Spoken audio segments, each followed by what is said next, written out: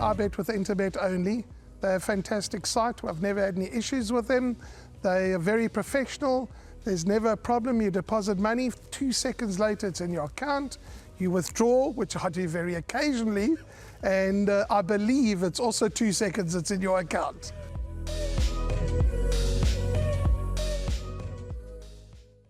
Race 3 on the card, the first leg of the pick 6, due off at 13:30. It's a maiden plate for 3-year-old fillies over 1,000 metres. No changes at the time of recording, but we do have a replay to show you, that of number 9, Sun in My Pocket, when finishing 3rd behind Danton from Santon. And we have an interview with Michelle Ricks. Now Danton from Santon asked to fetch on the inside. Wild at War starting to pick them up as they come to the last 250. Danton from Santon to the inside. Sun in My Pocket the outside. Wild at War's trying to get into it. Leighton on the outside. Danton from Santon. Wild at War, but it's Danton from Santon to open proceedings. Wild at War second. Then came Sun in My Pocket and Kalahari Roller. Yes, she's a filly that didn't act on the poly. She came back and ran a decent 3rd afterwards. We've changed a little bit of tactics at home with her, and we fitted her with the blinkers. Obviously, the Wendy Whitehead horse there's the one with form and the one to look out for, but I really think she'll be a big runner on Sunday. Yes, you know, she gave a good run on debut at Scottsville. I did earmark 1,000 metres on the poly for her at Greyville, which didn't stand up. So we've had to go back to Scottsville. Probably a race that she could feature in.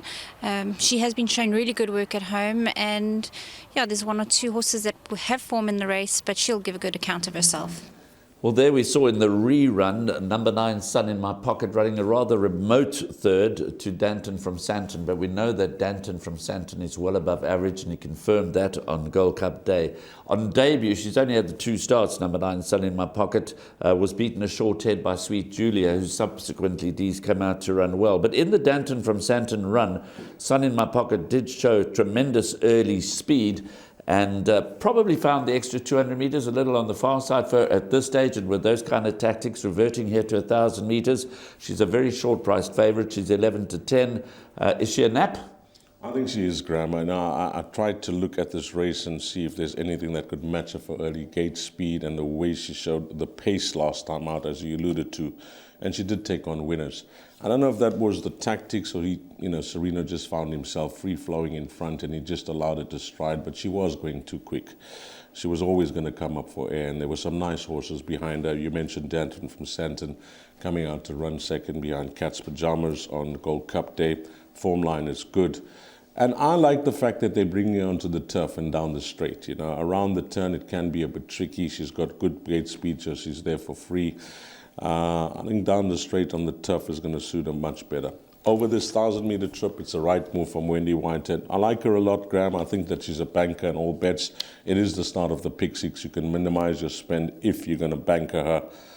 And you'll start looking for cover, Graham. You know, numbers 1, 3, 4, and 6 are the runners that I've singled out, possibly for trifectas and quartets. But yeah, I think I'm going to take my chances here. I know the market's got a short, as you mentioned, even money, but it looks like the right type of price against this type of field. Would you be surprised if she shortened into odds on? No, I wouldn't. But I think come race time, I'm pretty much sure that there will be a few horses from the respective yards that'll be hoping to take her on here, because if, again, she goes too quick, she could fall in a hole. Well, she's back to 1,000 metres. She's back to the minimum trip. She's drawn on the stand side, but of a small field, so she should have a trouble-free passage right up the centre of the Hollywoodbets Scottsville lane. She's got all the early speed in the world. The track is running fast. Her 3rd career start, she should get the job done. My name's Danny Diliberto, founder of Ladles of Love. It was founded back in 2014. Communities we work with are all over the peninsula, and we're working with 138 beneficiaries now. We've grown exponentially.